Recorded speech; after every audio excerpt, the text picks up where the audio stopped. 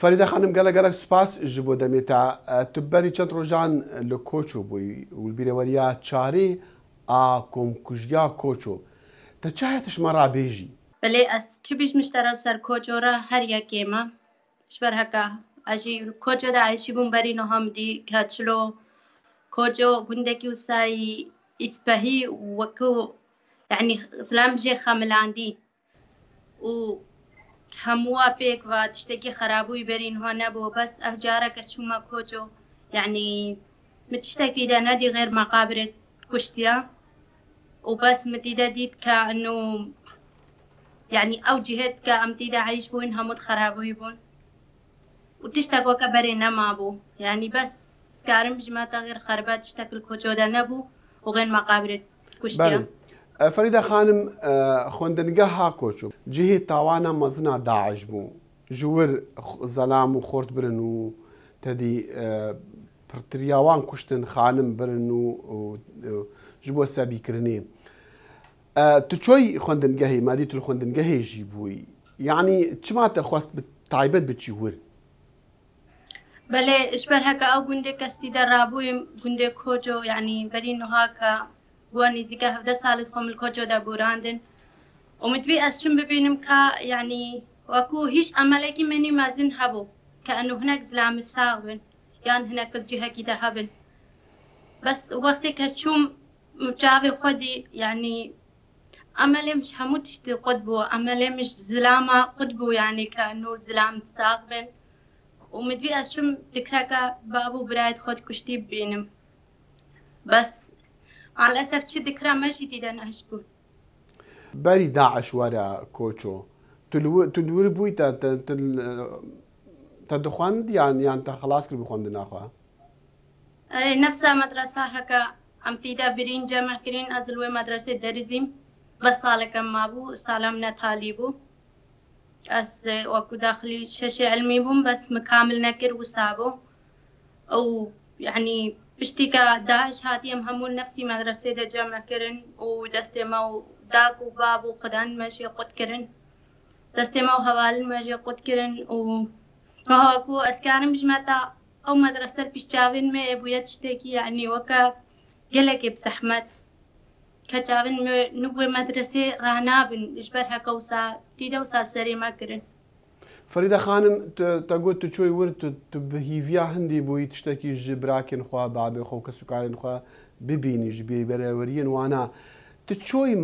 mala ku tu tê de jiyayê bi babê xwe birayê xwe re li wir çawa bû te de çî kir? Belê ez çûma mala me bes wextê çûm gelek bi zehmet bû yani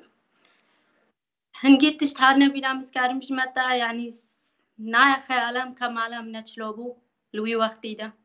yani berî niha ka hingî dikrayatên min û babê min û birayên me û aileta em dîde hebûn bes wextê çûm şiûrekî bi zehmet bû li ba min wextê derbasî mala xwe bûm yani min ew teweqeet kir ka wextê ez derbasî mala xwe dibim ka bav û birayên min yani li hêviya minin wêne pîşiya me bes derketine wisa yani heta ez neçûm jî weke ez karim bijime te bi rêve jî her ew xeyalan bû ka enû bav û bira û xwedanên min wê li mala min de hêne pîşiya me wen bîn bes derketine wisa. Ferîde xanim çend kes ji mala te bi mala te nediyar in? Aileta me xwe bav û birayekîn me hane kuştin bes ji mam û xal û mesela mirovên me 119 heta niha çûyîne. Ferîde xanim ez dizanim tu çalakvanek gelek jî hatî li konferans li her cihekî de axivî tu rêberî cîhanê dibînî te kitêbek nivîsandiye li ser çi bû li Şingalê dema Daeş hatî bi taybet jiyana xwe hewlên ku niha ûn û tevaya cîhanê jî pêk ve kar dikin ji bo ku ew tawanbar bikevin dadgeha û bên cizakirin gehane kû dirê? Belê yani şmêşter ser vî tiştî min şolin hebûne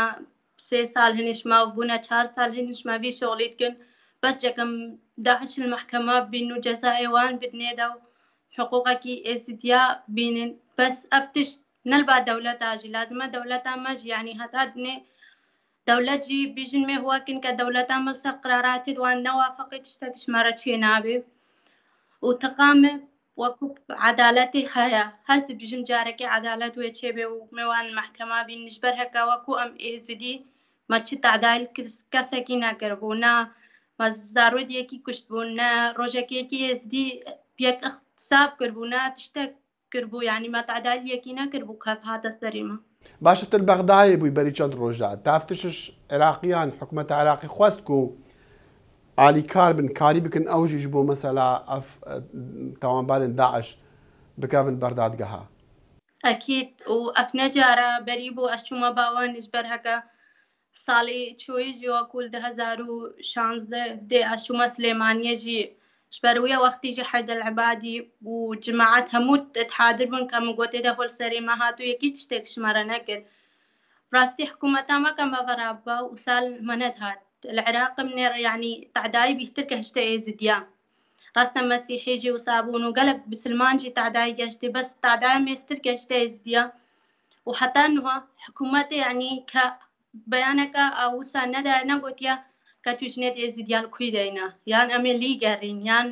هەفچەند هەتان هەن مەختوفن تشتێکە سەر ئێزدیارە نەگوتینە وەکو ئەف چابوونە 4 سال هەتانها بیشترش 55 مەقبەرە جەماعی هەینە یعنی هەتانها حکوومەتێ وەکو نەچوونە ئەو مەقبەرەمە نەگرینە نێرینە تشتێک چێ نەبووە سەروەیەکێ وەکو کە شنگال و گوندێت ئێزدیا هەمووت خەرابووینە یعنی ئەمکان بژین هەموو ئشبەرهەگە تشتێکی وان نەمایە هەتانها یعنی ئەبسەت ئەمکانیە ژیرە نەشاندینە و تشتێکش وانرە نەگرینە. باشە فەریدە خانم تەهیڤی هەیە ڕۆژێکیش ڕۆژا کۆچ و جارێکە دی ئاوا ببە و ئون بکارە بن ڤەگەڕن لەوەر بژین مهیوی هەیە جارەکە دی ئاوا بێ و بەس ژیانێکی یا ئەم یعنی ئەمزانوێن کە نوەکو حمایە دووەلیە هەیە و ئەم یعنی متاکدین کە نومێ بسەلام عیشن ئەم نکارن دی سال وەردە بەعیشن شبەر هەکەیت وە ئانیا سەرێمە جینارێت مەبوون و هەموود ناس بوون وەکو یعنی تاتنێ دوی مەهێل باما خوارن سێ مەهێ ئبدا عشرەتان نەکوشتنامە